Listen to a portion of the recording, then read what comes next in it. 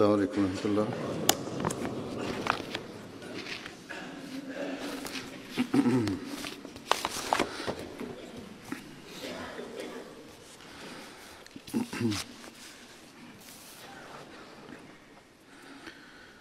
أشهد أن لا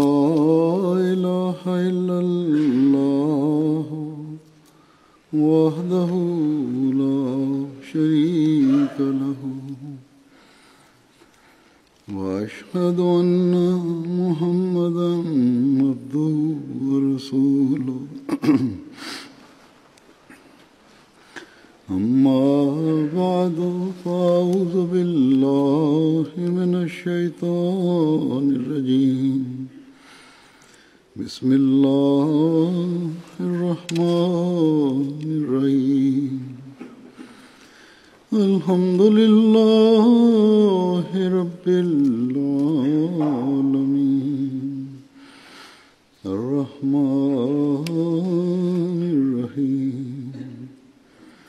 مالك يوم الدين إياك نعبد وإياك نستعين اهدنا الصراط المستقيم صراط الذين أنعمت عليهم غير المغضوب عليهم ولا الضالين۔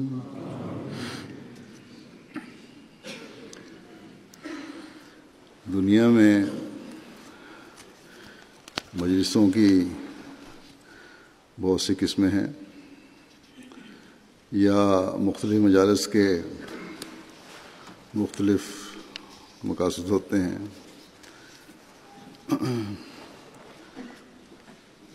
بعض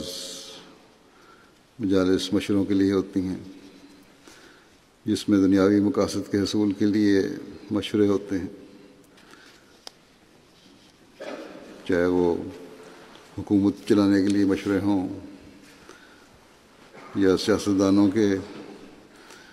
مجلسوں کے مشورے ہوں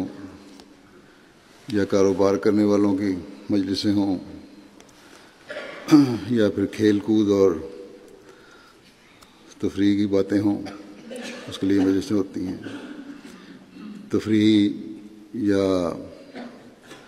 پھر نام نہاد علمی مجالس کے لیے بعض مجلسیں ہوتی ہیں، ان کے لیے کمیٹیاں بنتی ہیں۔ تفریح کے پروگراموں کو بنانے کے لیے بھی لوگ مل کر بیٹھتے ہیں، سوچتے ہیں۔ غرض کہ یہ سب قسم کی مجالس اور کمیٹیاں اور مل کر بیٹھنا دنیاوی کاموں کے لیے ہوتا ہے، اور خدا کے لیے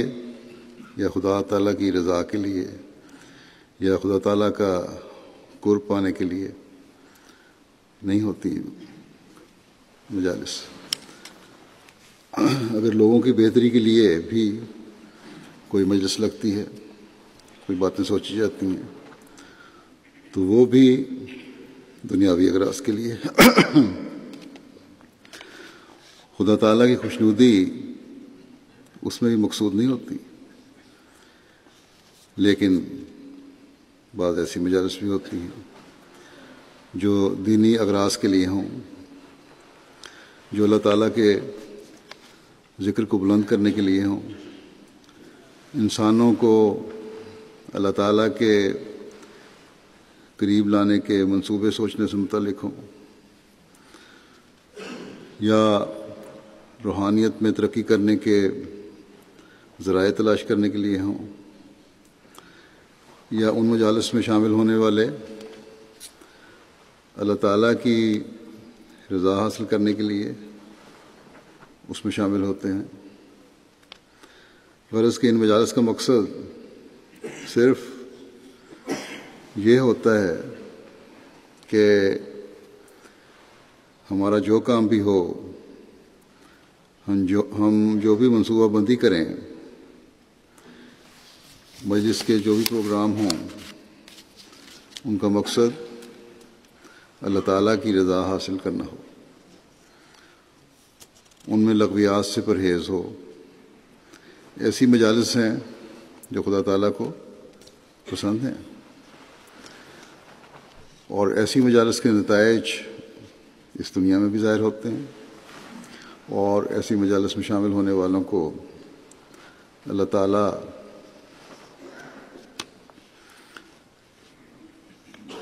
مرنے کے بعد بھی نوازتا ہے۔ بس ایک مومن کا کام ہے، چاہے اس کے گھر کی مجلس ہے، بیوی بچوں کے ساتھ ہے، یا گھر سے باہر ہیں، ان میں یہ کوشش رہے کہ ہم نے اللہ تعالیٰ کی رضا کو کس طرح حاصل کرنا ہے، اور اپنی روحانیت کو کس طرح سنبھالنا اور بہتر کرنا ہے، اپنی اور مومنوں کی حالت کو کس طرح بہتر کرنا ہے۔ ایک مومن کی بظاہر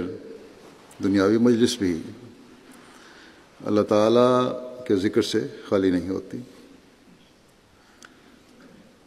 دنیاوی کاموں کو کرتے ہوئے بھی لغویات سے وہ پرہیز کرنے والا ہوتا ہے۔ دل اگر دنیاوی کام میں مصروف ہے تو اللہ تعالیٰ کی یاد اور ذکر اسے نہیں بھولتا۔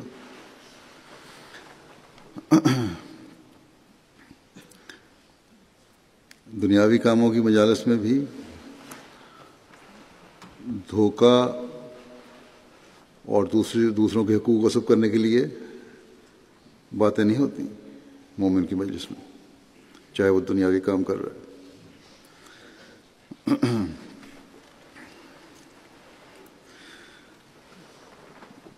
جیسا کہ آج کل کی سیاسی اور دنیا داروں کی مجالس میں باتیں ہوتی ہیں، بلکہ اللہ تعالیٰ کے خوف اور تقوی کو ہر وقت مد نظر رکھا جاتا ہے، اور یہی ایک مومن سے توقع رکھی جاتی ہے کہ ان باتوں کو وہ ہر وقت مد نظر رکھے۔ قرآن کریم میں بھی اللہ تعالیٰ نے مومنوں کو جو مجالس کے بارے میں ہدایت فرمائی ہے وہ یہی ہیں کہ سرکشی اور بغاوت سے پاک، گناہوں سے پاک، رسول کی نافرمانی سے بچنے والی اور تقوی پر چلنے والی مجالس مومنوں کی ہونی چاہیے۔ لیکن افسوس کہ آج کل مسلمانوں کی اکثر مجالس اس کے بالکل خلاف ہے، اور مسلمان کو تباہ کرنے کی کوششوں میں مصروف ہے، منصوبہ بندی کرتے ہیں۔ اللہ تعالیٰ تو فرماتا ہے کہ یا ایھا الذین آمنوا اذا تناجیتم فلا تتناجوا بالاسم والعدوان ومعصیۃ الرسول وتناجوا بالبر والتقوی واتقوا اللہ الذی الیہ تحشرون۔ کہ وہ لوگوں جو ایمان لائے ہو،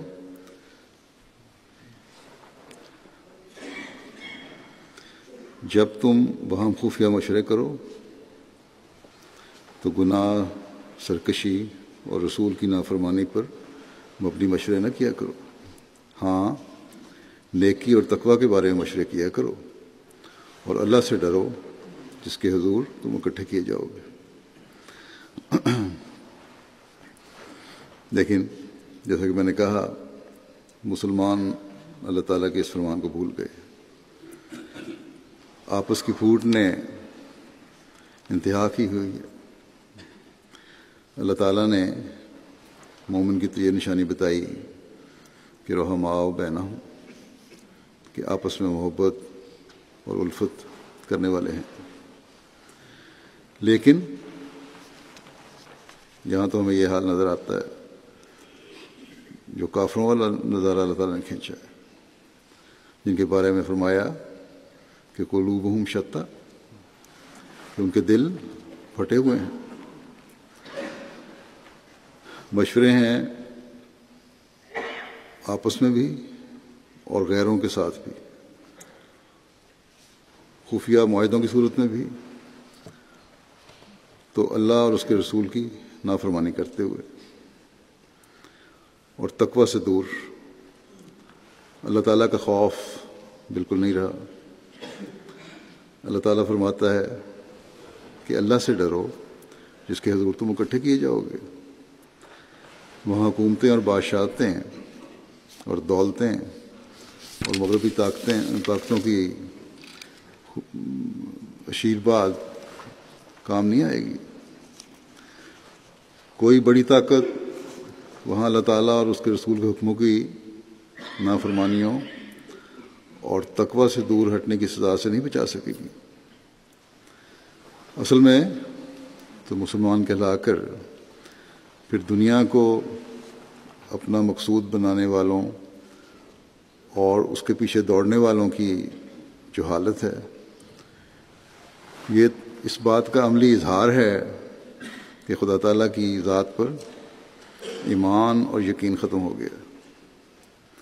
ورنہ اگر ذرا سا بھی اللہ تعالیٰ کی ذات پر ایمان اور یقین ہوتا تو نہ مسلمان سیاستدانوں اور لیڈروں کی حالت ہوتی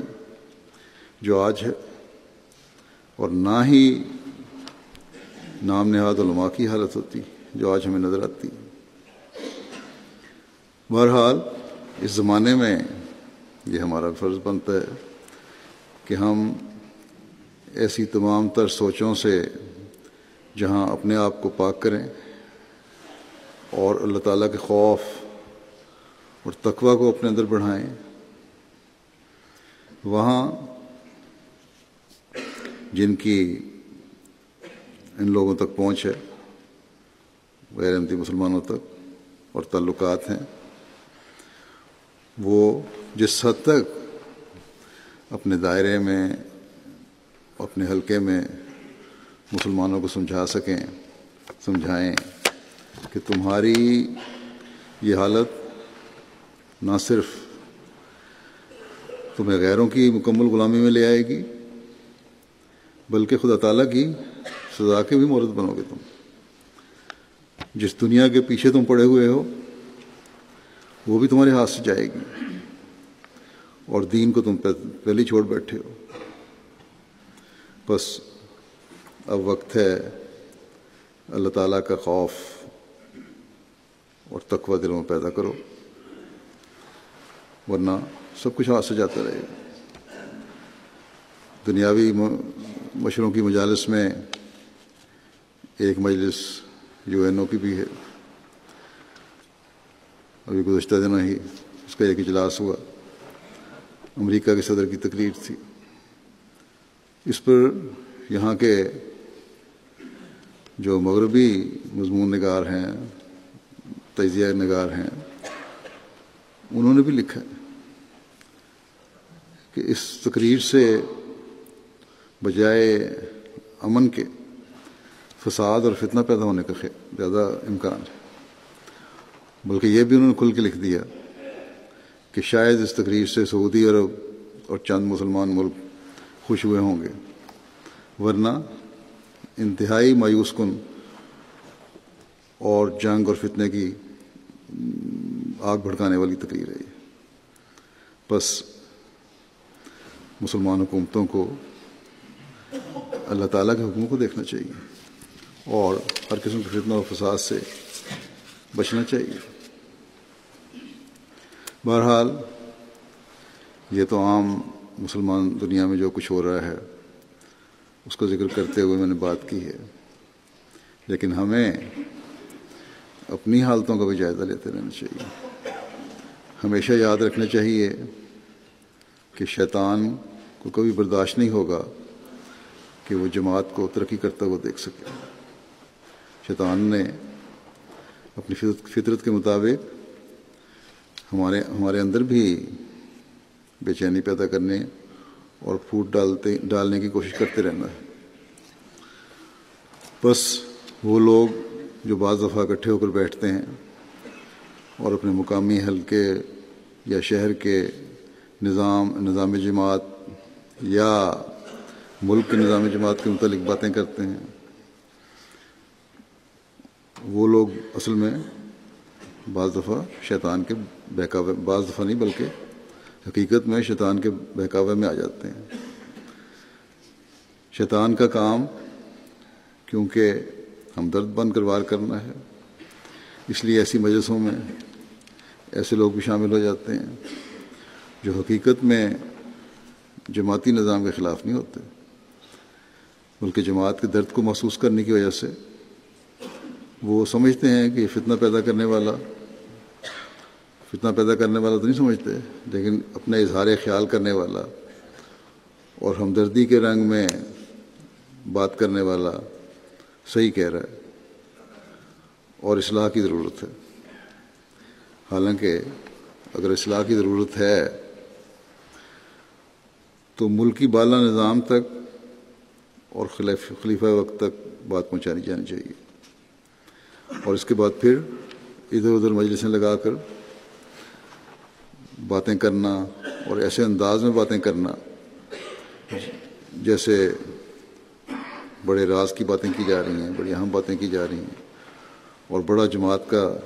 درد رکھتے ہوئے باتیں کی جا رہی ہیں، یہ بالکل غلط طریقہ کار ہے، اور گناہ اور سرکشی اور رسول کی نافرمانی اور تقوی سے دوری کی علامتیں ہیں یہ۔ بس ایسی مجلسوں سے اللہ تعالیٰ نے مومنوں کو بھی اشار کیا ہے کہ تم بچو ان سے۔ کسی عہدیدار کے خلاف شکایت ہے یا امیر کے خلاف شکایت ہے تو مرکز کو شکایت کریں، خلیفہ وقت تک پہنچا دیں۔ اس کے بعد پھر افراد جماعت کا کام ختم ہو جاتا ہے۔ اب یہ خلیفہ وقت کا کام ہے کہ کس معاملے کو کس طرح دیکھنا ہے اور کس طرح حل کرنا ہے۔ ہاں، دعا ہر ایک کو ضرور کرتے رہنا چاہیے، ہر احمدی کو درد کے ساتھ دعا کرنی چاہیے کہ اللہ تعالیٰ ہر قسم کی برائی کو جماعت میں سے نکالے اور تقوی پر چلنے والے اور کام کرنے والے ہمیشہ جماعت کو ملتے رہیں۔ بس اس اہم بات کو ہر ایک کو یاد رکھنا چاہیے۔ جوں جوں جماعت کو اللہ تعالیٰ ترقی دیتا جائے گا اور دے رہا ہے، شیطان نے بھی اپنا کام کرنا ہے۔ شیطان نے تو پہلے دن سے ہی اللہ تعالیٰ کے سامنے اس بات کا اظہار کر دیا تھا اور اجازت لے لی تھی کہ وہ انسانوں کو، مومنوں کو بہکانے کا کام کرے گا۔ مخالفین احمدیت جہاں کھل کر جماعت کی مخالفت کے منصوبے بناتے ہیں اور بنائیں گے، وہاں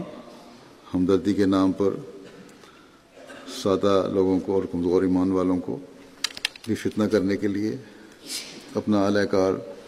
بناتے ہیں اور بنانے کی کوشش کرتے ہیں۔ بس ہر احمدی کو اس سلسلے میں ہوشیار رہنا چاہیے۔ اللہ تعالیٰ جماعت کو ہر اندرونی اور بیرونی فتنے سے بچائے ہمیشہ، اور ہمیشہ نیکی اور تقوی کی مجلس میں بیٹھنے اور اس کا حصہ بننے کی توفیق دے، نہ کہ گناہ، سرکشی، رسول کی نافرمانی اور تقوی سے دور کرنے والی مجلس کی مختلف قسموں کے اور حالتوں کے بارے میں حضرت صلی اللہ علیہ وسلم کے بھی بعض ارشادات ہیں، اور آپ کے غلام صادق حضرت مسیح موعود علیہ الصلوۃ والسلام کے بھی بعض ارشادات ہیں، وہ بھی اس وقت پیش کرتا ہوں۔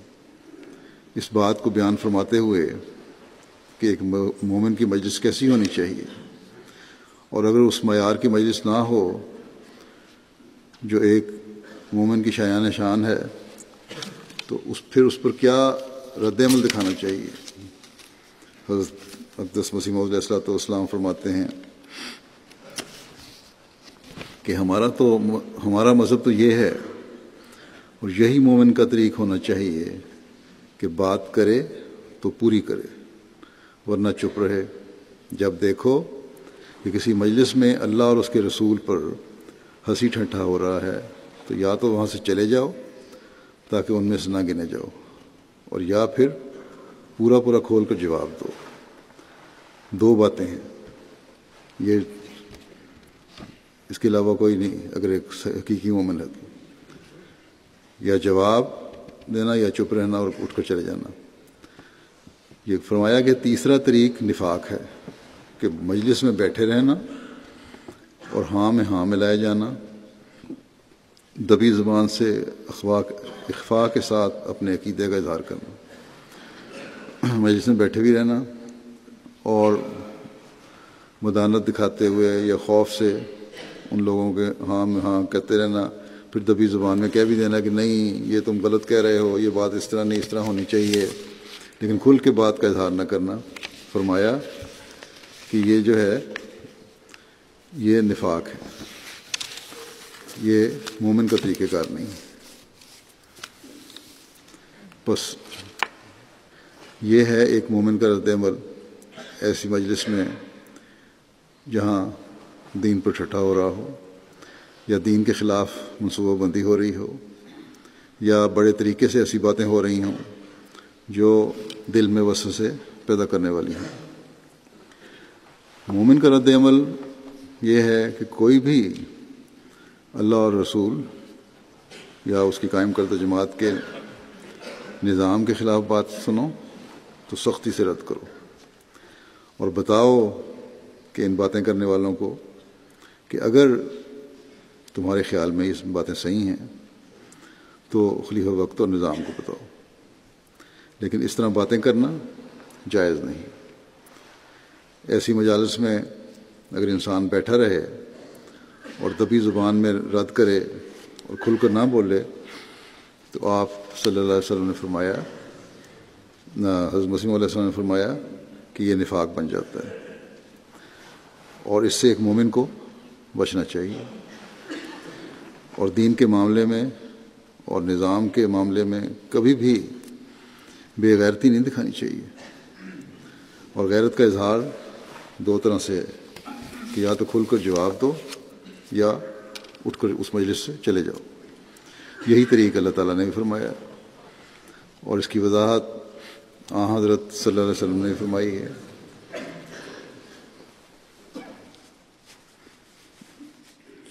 چنانچہ ایک روایت میں آتا ہے کہ ایک صحابی حضرت صلی اللہ علیہ وسلم کی خدمت میں حاضر ہوئے اور عرض کی کہ یا رسول اللہ مجھے کوئی نصیحت کرے۔ آپ صلی اللہ علیہ وسلم نے فرمایا کہ اللہ کا تقوی اختیار کرو، اور جب تم کسی قوم کی مجلس میں جاؤ اور انہیں اپنے مزاج کی باتیں کرتے ہوئے پاؤ تو وہاں ٹھہرو، یعنی نیکی کی باتیں اگر کر رہے ہیں اور غلط قسم کی باتیں نہیں کر رہے، فتنہ و فساد کی باتیں نہیں کر رہے تو وہاں ٹھہرو، اور اگر وہ ایسی باتوں میں مشغول ہوں جنہیں تم ناپسند کرتے ہو تو اس مجلس کو چھوڑ دیا کرو۔ اس بات کی بھی آپ نے وضاحت فرمائی کہ کیسی مجلس ایک مومن کو ناپسند ہونی چاہیے۔ یہ تو نہیں اپنی ذاتی ناپسند کی باتیں نہیں کر رہے، بلکہ ایسی ناپسند جو نظام اور جماعت کے متعلق باتیں ہیں، ایسی فرمایا کہ ایسی مجلس کو چھوڑ دو۔ اور اس بارے میں جیسا کہ میں نے کہا کہ ناپسند کیسی ہونی چاہیے، ایک روایت میں آتا ہے، حضرت عبداللہ بن عباس بیان کرتے ہیں کہ ایک شخص نے آپ صلی اللہ علیہ وسلم سے پوچھا کہ ہم کن لوگوں کی مجلسوں میں بیٹھیں؟ آپ صلی اللہ علیہ وسلم نے فرمایا کہ تم ان لوگوں کی مجلسوں میں بیٹھو جن کو دیکھ کر تمہیں خدا یاد آئے، اور جن کی گفتگو سے تمہارا دینی علم بڑھے، اور جن کا عمل تمہیں آخرت کی یاد دلائے۔ بس یہ ہے رہنما اصول جو ایک مومن کو اپنی مجلس کے انتخاب کے وقت سامنے رکھنا چاہیے کہ ان مجالس کو پسند کرو جہاں خدا تعالیٰ کا ذکر ہو رہا ہو، اللہ تعالیٰ کے دین کی عظمت کی باتیں ہو رہی ہوں، جہاں دینی علم میں بھی اضافہ ہو رہا ہو، اور آج کل دینی علم میں اضافہ ہر احمدی کے لیے ضروری ہے، تبلیغ کے لیے، دعوت اللہ کے لیے، تربیت کے لیے یہ باتیں ضروری ہیں، اور یہی باتیں آخرت کی بھی یاد دلاتی ہیں، انسان کو اس طرح متوجہ رکھتی ہیں کہ صرف دنیا کی چمک دمک ہی سب کچھ نہیں ہے، اس دنیا کی دولتیں اور آسائشیں یہ سب کچھ نہیں ہے، بلکہ خدا تعالیٰ کی رضا اصل مقصود ہونا چاہیے ایک مومن کا۔ پہلی حدیث کی وضاحت ہو گئی کہ اگر صرف دنیا داروں کی مجالس ہیں تو یہ مجلسیں ایک مومن کو پسند نہیں ہونی چاہیے، ایسی مجلس سے فوراً اٹھ کر آ جانا چاہیے۔ اگر اس طرف ہماری توجہ ہو تو ہمارے بڑے بھی اور ہمارے نوجوان بھی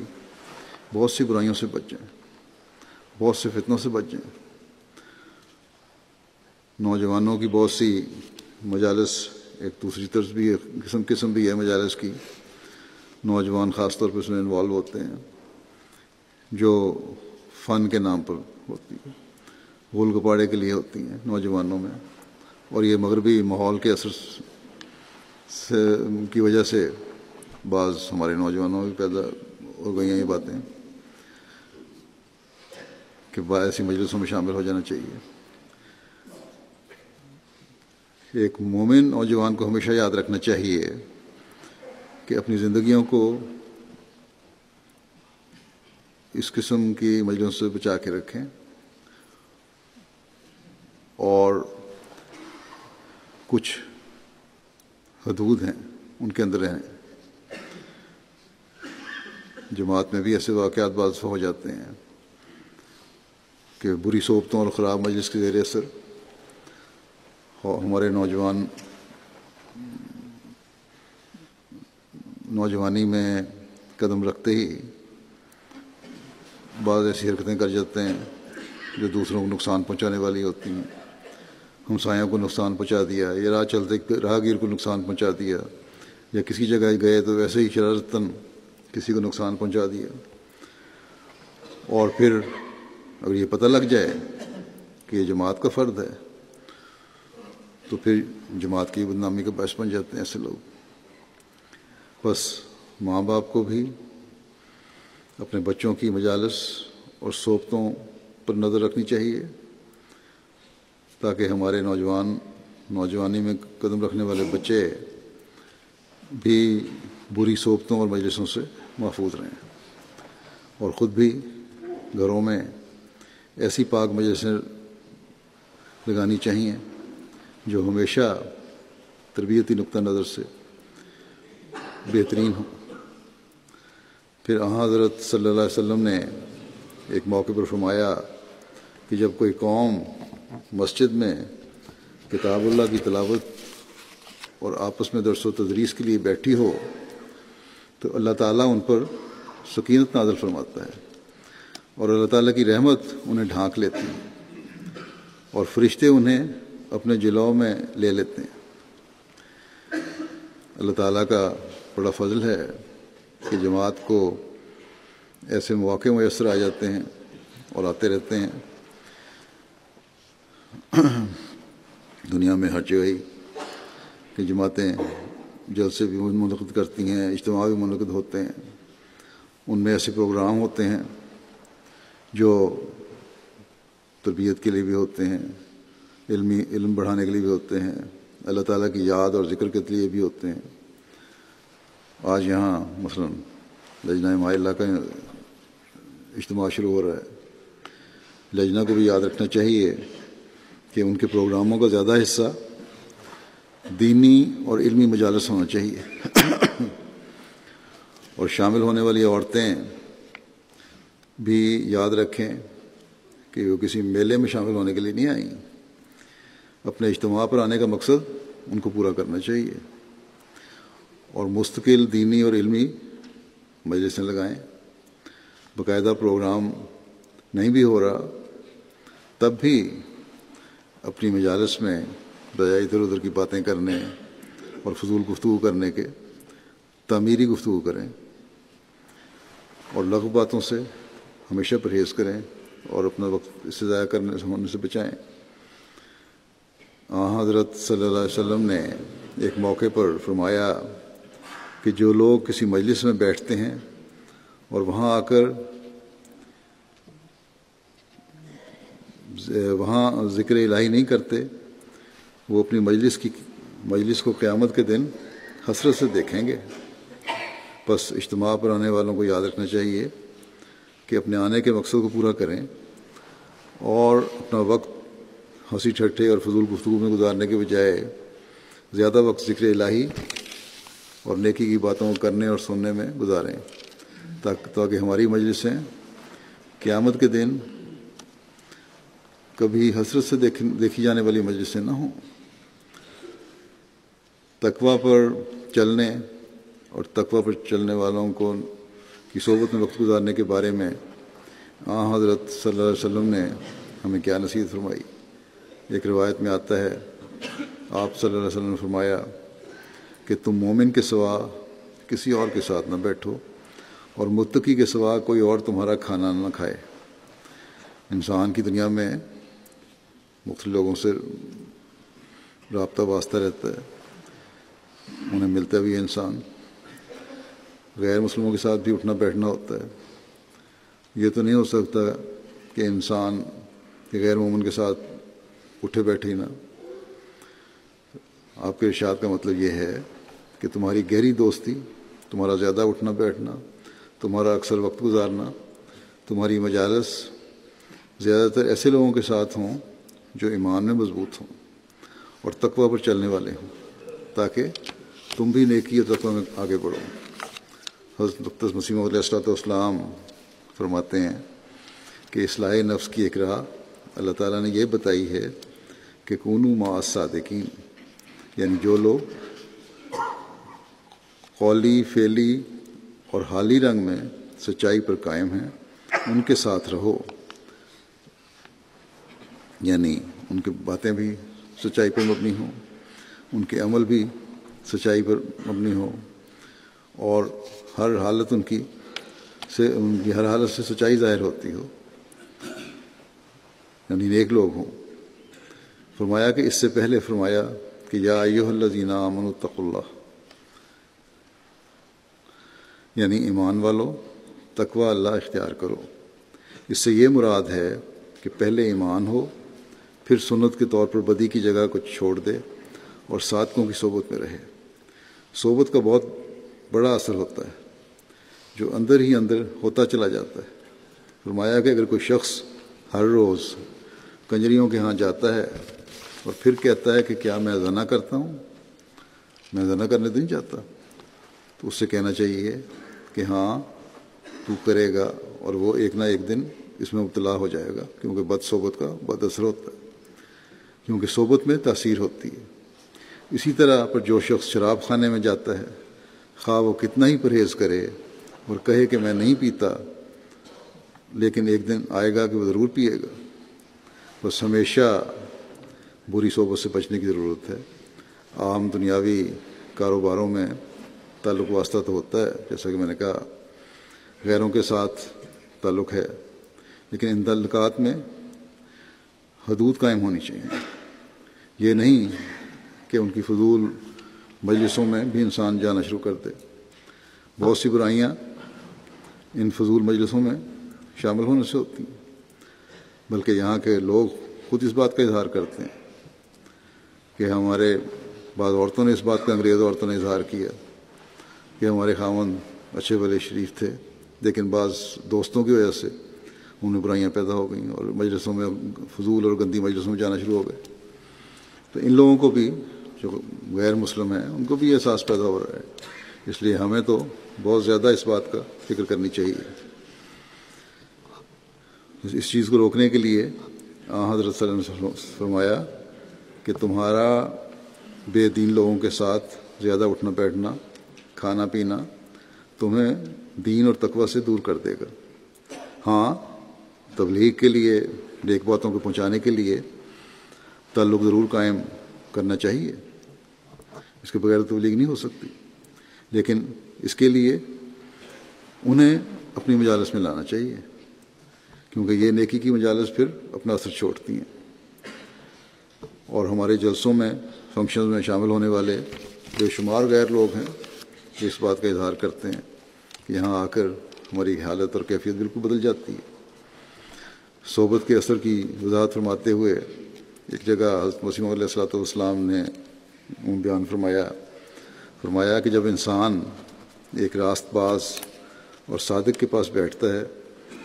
تو صدق اس میں کام کرتا ہے، لیکن جو راست بازوں کی صحبت کو چھوڑ کر بدوں اور شریروں کی صحبت کو اختیار کرتا ہے تو ان میں بدی اثر کرتی جاتی ہے. اسی لیے فرمایا کہ اسی لیے احادیث اور قرآن شریف میں صحبت بد سے پرہیز کرنے کی تاکید اور تحدید پائی جاتی ہے، اور لکھا ہے کہ جہاں اللہ اور اس کے رسول صلی اللہ علیہ وسلم کی اہانت ہوتی ہو اس مجلس سے فی الفور اٹھ جاؤ، ورنہ جو اہانت سن کر نہیں اٹھتا اس کا شمار بھی ان میں ہی ہوگا. پھر آپ فرماتے ہیں کہ صادقوں اور راست بازوں کے پاس رہنے والا بھی ان میں ہی شریک ہوتا ہے. اس لیے کس قدر ضرورت ہے اس امر کی کہ انسان کونو مع صادقین کے پاک ارشاد پر عمل کرے. فرمایا کہ حدیث شریف میں آیا ہے کہ اللہ تعالیٰ ملائکہ کو دنیا میں بھیجتا ہے، وہ پاک لوگوں کی مجلس میں آتے ہیں، اور جب واپس جاتے ہیں تو اللہ تعالیٰ ان سے پوچھتا ہے کہ تم نے کیا دیکھا؟ وہ کہتے ہیں کہ ہم نے ایک مجلس دیکھی جس میں تیرا ذکر کر رہے تھے، مگر ایک شخص ان میں سے نہیں تھا، ان ذکر کرنے والوں میں سے نہیں تھا، لیکن وہاں بیٹھا ہوا تھا. تو اللہ تعالیٰ فرماتا ہے کہ نہیں، وہ بھی ان میں ہی سے ہی ہے، کیونکہ انہم قوم لا یشقی جلیسہم. اس سے صاف فرمایا کہ اس سے صاف معلوم ہوتا ہے کہ صادقوں کی صحبت سے کس قدر فائدے ہیں. سخت بدنصیب ہے وہ شخص جو صحبت سے دور ہے. پس مومنوں کی صحبت اور مجلس میں بیٹھنے والے اللہ تعالیٰ کے فضل کے حاصل کرنے والے بن جاتے ہیں، اور یہ وہی مجلسیں ہیں جو ذکر الہی سے بھری ہوئی مجالس ہیں. پھر حضرت مسیح علیہ السلام فرماتے ہیں بہت ہیں کہ زبان سے تو خدا تعالیٰ کا اقرار کرتے ہیں، لیکن اگر ٹٹول کر دیکھو تو معلوم ہوگا کہ ان کے اندر دہریت ہے، کیونکہ دنیا کے کاموں میں جب مصروف ہوتے ہیں تو خدا تعالیٰ کے قہر اور اس کی عظمت کو بالکل بھول جاتے ہیں. اس لیے یہ بات بہت ضروری ہے کہ تم لوگ دعا کے ذریعے اللہ تعالیٰ سے معرفت طلب کرو. بغیر اس کے یقین کامل ہرگز حاصل نہیں ہو سکتا. وہ اس وقت حاصل ہوگا جب کہ یہ علم ہو کہ اللہ تعالیٰ سے قطع تعلق کرنے میں ایک موت ہے. فرمایا کہ گناہ سے بچنے کے لیے جہاں دعا کرو وہاں ساتھ ہی تدابیر کے سلسلے کو ہاتھ سے نہ چھوڑو، اور تمام محفلیں اور مجلسیں جن میں شامل ہونے سے گناہ کی تحریک ہوتی ہے ان کو ترک کرو، اور ساتھ ہی دعا بھی کرتے رہو. اور خوب جان لو کہ ان آفات سے جو قضاء و قدر کی طرف سے انسان کے ساتھ پیدا ہوتی ہیں، جب تک خدا تعالیٰ کی مدد ساتھ نہ ہو ہرگز رہائی نہیں ہوتی. فرمایا نماز جو کہ 5 وقت ادا کی جاتی ہے اس میں بھی یہی اشارہ ہے کہ اگر وہ نفسانی جذبات اور خیالات سے اسے محفوظ نہ رکھے گا تب تک وہ سچی نماز ہرگز نہ ہوگی. نماز کے معنی ٹکرے مار لینے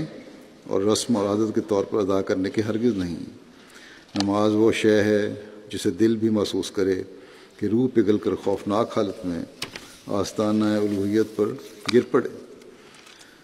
فرمایا جہاں تک طاقت ہے وہاں تک رکت کے پیدا کرنے کی کوشش کرے، اور تضرع سے مانگے کہ شوخی اور گناہ جو اندر نفس میں ہیں وہ دور ہوں. اسی قسم کی نماز بابرکت ہوتی ہے. اگر وہ اس پر استقامت اختیار کرے گا تو دیکھے گا کہ رات کو یا دن کو ایک نور اس کے قلب پر گرا ہے، اور نفس امارہ کی شوخی کم ہو گئی ہے. جیسے اژدہا میں ایک سم قاتل ہے، اسی طرح نفس امارہ میں بھی سم قاتل ہوتا ہے، اور جس نے اسے پیدا کیا اسی کے پاس اس کا علاج ہے، یعنی خدا تعالیٰ کے پاس ہی برائی کے دور کرنے کا علاج ہے. اس لیے اس کے آگے جھکو، اس سے مدد مانگو کہ دنیا اور اس کے بد اثرات اور بری مجالس سے اور ان کے اثرات سے وہ ہمیشہ بچا کے رکھے. ایک روایت میں آتا ہے کہ حضرت صلی اللہ علیہ وسلم کا معمول تھا کہ مجلس برخاست کرنے کے وقت اٹھتے ہوئے آپ یہ دعا کیا کرتے تھے کہ اے اللہ تو پاک ہے، اور تیری حمد کی قسم میں گواہی دیتا ہوں کہ تیرے سوا کوئی معبود نہیں، میں تجھ سے مغفرت کا طلبگار ہوں اور تیری طرف ہی رجوع کرتا ہوں۔ پھر ایک موقع پر آپ نے فرمایا کہ کچھ کلمات ایسے ہیں جس نے بھی ان کو اپنی مجلس سے اٹھتے ہوئے 3 مرتبہ پڑھا تو اللہ تعالیٰ ان کے طفیل اس کے وہ گناہ جو اس نے وہاں کیے ہوں گے ان کو ڈھانپ دے گا، اور جس نے یہ کلمات کسی خیر کی مجلس میں اور ذکر الہی کی مجلس میں پڑھے تو ان کے ساتھ اس پر مہر کر دی جائے گی۔ اور وہ کلمات یہ ہیں کہ سبحانک اللہم و بحمدک لا الہ الا انت استغفرک و اتوب الیک، کہ اے اللہ تو اپنی حمد کے ساتھ پاک ہے، تیرے سوا کوئی معبود نہیں، میں تجھ سے بخشش کا طلبگار ہوں اور تیری طرف ہی رجوع کرتا ہوں، بس مجھ میں بعض باتیں جو ناپسندیدہ ہو جاتی ہیں ان کے بد اثرات سے بھی ان سے محفوظ رکھ، اور یہ پھر دعا جو پسندیدہ باتیں ہیں ان کے بد اثرات سے محفوظ رکھتی ہے، اور نیک مجالس کے فیض سے زیادہ سے زیادہ فیض اٹھانے کا باعث بناتی ہے انسان کو، جیسا کہ حضرت مسیح علیہ السلام نے فرمایا کہ جب تک اللہ تعالیٰ کی مدد ساتھ نہ ہو ہرگز رہائی نہیں ہوتی، اس لیے ہر وقت اللہ تعالیٰ کی مدد طلب کرتے رہنا چاہیے۔ اللہ تعالیٰ ہمیں توفیق دے کہ ہم ہمیشہ بری مجالس سے بچنے والے ہوں، اور اگر کبھی انجانے میں شامل ہو جائیں تو ان کے بد اثرات سے محفوظ رہیں، ہمیشہ پاک مجلسوں کی تلاش میں رہیں اور ان میں بیٹھنے والے ہوں، اور ان پاک مجالس کی پاکیزگی اور اللہ تعالیٰ کے فضل سے فیض پانے والے ہوں۔ اللہ تعالیٰ ہمیں ہمیشہ شیطان کے حملوں سے بچائے، ہم سے رحم اور مغفرت کا سلوک فرمائے،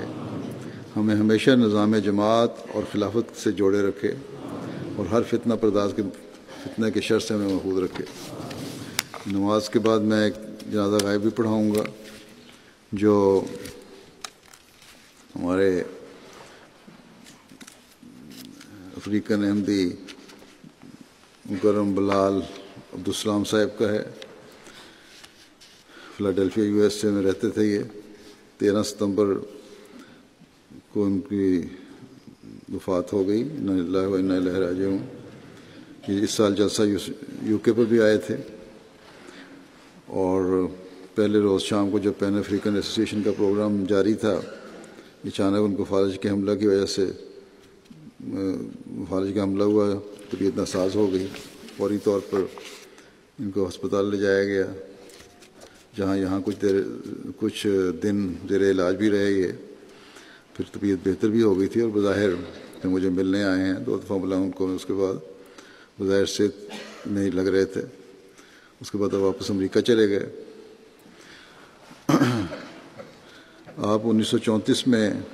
فلوریڈا میں پیدا ہوئے، 6 سال کی عمر میں ان کی والدین کی وفات ہو گئی، 8 سال کی عمر میں بورڈنگ میں یہ چلے گئے جہاں بائبل کی تعلیم حاصل کی، پھر دیگر ملازمتیں اختیار کیں، کچھ عرصہ آرمی میں بھی شامل رہے، 1957 میں منسٹر آف گاسپل بن گئے، تاہم ان کو عیسائیت کے بعض عقائد سے اختلاف تھا۔ 1960 میں ان کی ایک سنی مسلمان سے ملاقات ہوئی جس نے انہیں جماعت کا شائع شدہ قرآن کریم دیا۔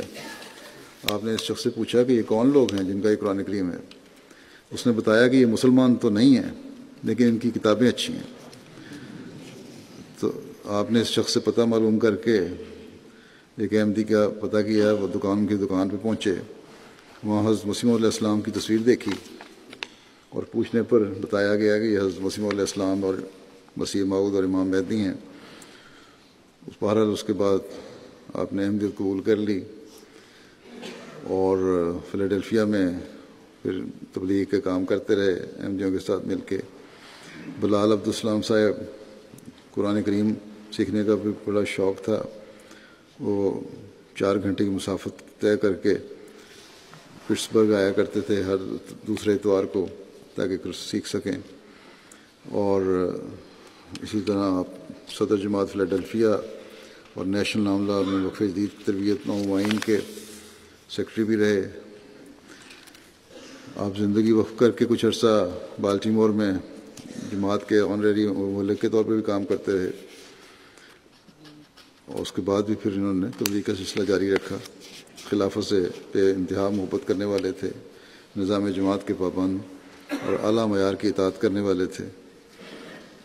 ہمیشہ خلفاء کے ذکر پر آبدیدہ ہو جایا کرتے تھے۔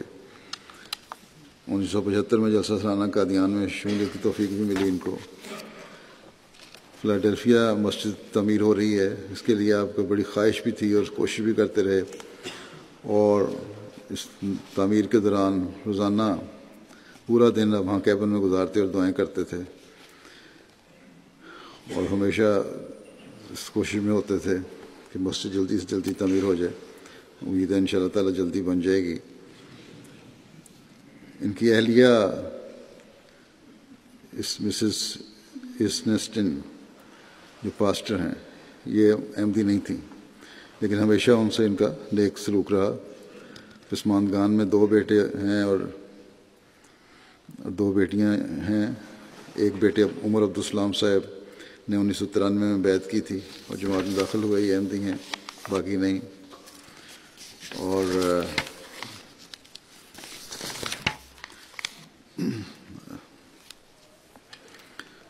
عبداللہ دیبا صاحب مبلغ ہیں وہاں امریکہ میں آج کل، وہ لکھتے ہیں کہ جماعت امریکہ کے نہایت فعال ممبر تھے، نہایت خوش اخلاق، ہر دل عزیز اور پیار کرنے والے مخلص انسان تھے، اکثر لوگوں کے کام آیا کرتے تھے، جماعتی امور کی پیشاوری میں پیش رہتے، نوجوانوں کے ساتھ ایک خاص تعلق تھا، ان کی تربیت کرنے اور معاشرتی برائیوں سے بچانے میں ہمیشہ کوشش کرتے رہتے۔ کئی نوجوانوں کی زندگیاں مؤثر طور پر تبدیل کیں اور انہیں راہ راست پر چلنے کی تلقین کرتے تھے۔ کہتے ہیں وہی نوجوانوں میں سے ایک کثیر تعداد جماعت اور معاشرے کا فعال حصہ بن چکی ہے ان کی تربیت کی وجہ سے۔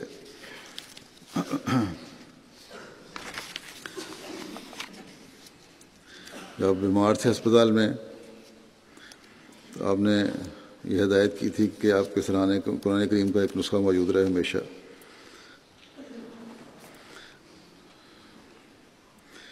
اور یہاں جب بیمار تھے تو انہوں نے کہا کہ اللہ تعالیٰ نے مجھے نئی زندگی دی ہے، اس لیے کہ کچھ بعض کام ہیں میرے ادھورے اور مکمل کرنا چاہتا ہوں۔ جیسا کہ میں نے پہلے بھی ذکر کیا کہ خلافت سے تو انتہا کا تعلق تھا انہیں کا، جب بھی ملتے تھے ہمیشہ ایک چہرے پر ایک عجیب قسم کی مسکراہٹ بھی ہوتی تھی اور ایک اخلاص اور وفا آنکھوں سے ٹپک رہا ہوتا تھا۔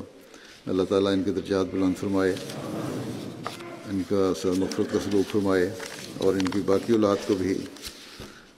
احمدیت قبول کرنے کی توفیق عطا فرمائے۔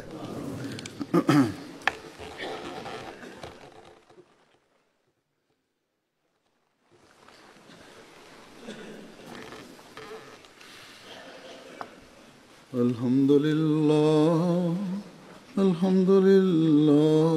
نحمده ونستعينه ونستغفره ونؤمن به ونتوكل عليه ونعوذ بالله من شرور أنفسنا ومن سيئات أعمالنا، من يهده الله فلا مضل له ومن يضلل فلا هادي له، ونشهد أن لا إله إلا الله ونشهد أن محمدا عبده ورسوله۔ عباد الله رحمكم الله، إن الله يأمر بالعدل والإحسان وإيتاء ذي القربى وينهى عن الفحشاء والمنكر والبغي يعظكم لعلكم تذكرون۔ اذكروا الله يذكركم وادعوه يستجب لكم ولذكر الله أكبر۔